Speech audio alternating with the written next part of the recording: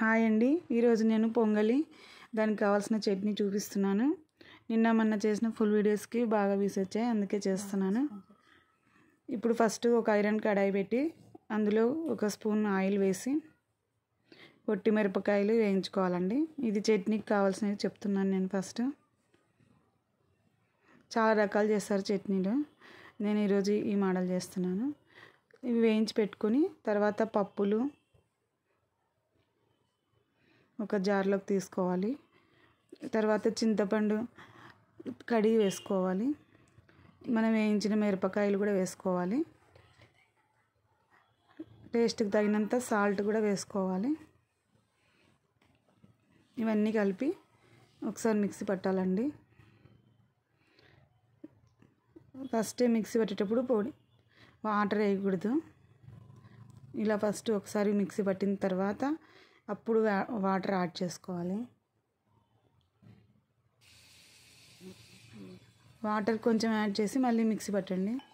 తర్వాత పొంగల్కి కావాల్సిన ఐటమ్స్ చూపిస్తున్నాను ఇప్పుడు. కరివేపాకు, గోడంబి, పచ్చిమిర్చి, అల్లం ముక్కలు, కొబ్బరి ముక్కలు అన్నీ సిద్ధం చేసి పెట్టుకున్నానండి. తర్వాత మిరియాలు కూడా దంచి పెట్టుకోవాలి. ఇప్పుడు ఐరన్ కడాయి పెట్టి అదే ప్యాన్లో కొంచెం నూనె, నెయ్యి కొంచెం ఎక్కువగానే వేయాలండి. నూనె, నెయ్యి వేసి తర్వాత గింజలు వేయాలి.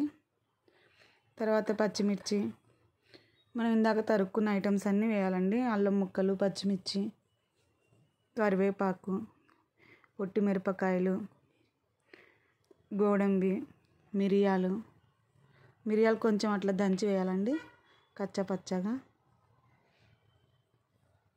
ఆయిల్లో నెయ్యి కూడా కలుపుకోండి. ఇప్పుడు బాగా మాడిపోకుండా చూసుకోండి, బాగా కలపాలండి.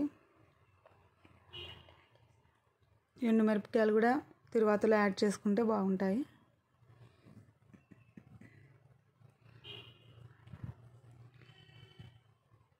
ఇలాగే మాకు సపోర్ట్ చేయండి, బిగ్ వీడియోస్ కూడా. చాలా థ్యాంక్స్ అండి మా వీడియోస్ చూస్తున్నందుకు. ఇంతకుముందు మేము ఎక్కువ షార్ట్సే పెడుతుంటాము, కానీ ఇప్పటి నుంచి బిగ్ వీడియోస్ కూడా పెట్టాలనుకున్నాం. ఇంగువ కూడా వేయాలండి దాంట్లో. ఇంగువ మన ఇంట్లో ఏది ఉంటే అది. నేనైతే ఇక్కడ ఎల్జీ వేసాను. చూడండి ఇప్పుడు బాగా వేగిపోయాయి కదా అన్నీ. కలర్ చూడండి ఎంత బాగా మంచిగా ఉందో, స్మెల్ కూడా బాగా వస్తుంది. ఇప్పుడు పొంగల్లో మనం ఉడకబెట్టుకునే దాంట్లో ఒకసారి పప్పు గుత్తో మళ్ళీ అంతా బాగా మిక్స్ చేయాలి. ఒక గ్లాస్ బియ్యంకి 1/4 గ్లాస్ పెసర బ్యాలు వేయాలండి. వాటర్ ఒక 5-6 గ్లాసెస్ వేసుకోవచ్చు. అది బాగా మెత్తగా కావాలి కదా. 6 గ్లాసెస్ అయినా వేసుకోవచ్చు, వాటర్ 5 అయినా వేసుకోవచ్చు, మన ఇష్టం. తర్వాత వేసి మనకు కావాల్సినంత వాటర్ వేసి మళ్ళీ ఒకసారి అన్నీ మిక్స్ చేసి మగ్గించుకోవాలి సిమ్లో లైట్గా, ఆ వాటర్ అంతా బాగా కలిసేంత వరకు. ఇప్పుడు మీకు ప్లేట్లో సర్వ్ చేసి చూపిస్తానండి ఎలా వచ్చిందో. ఇప్పుడు చూడండి పొంగల్ వేస్తున్నాను, ఎంత బాగా స్మూత్గా వచ్చిందో చూడండి. నేను 5 గ్లాసెస్ వేసాను వాటరు. ఇంకా సరిపోకుంటే మనం దించిన తర్వాత కూడా మళ్ళీ యాడ్ చేసుకోవచ్చు. టెంపుల్లో ఎలా ఉంటుందో సేమ్ అలాగే ఉంటుందండి. ఇది క్యారెట్ పచ్చడి కూడా నేను చేస్తానండి ఎప్పుడైనా, పెరుగన్నంకి బాగుంటుందని. క్యారెట్ కావాలంటే మీరు కామెంట్ చేయండి, నేను మళ్ళీ క్యారెట్ పచ్చడి కూడా చూపిస్తాను. ఈ చట్నీ అయితే ఇప్పుడు చేశాను. ఇంకా పొంగల్కి పులుసు, మేము చాలా రకాల చట్నీలు అవి చేస్తాము. ఒక్కొక్కసారి ఒకటి పరిచయం చేస్తాను మీకు.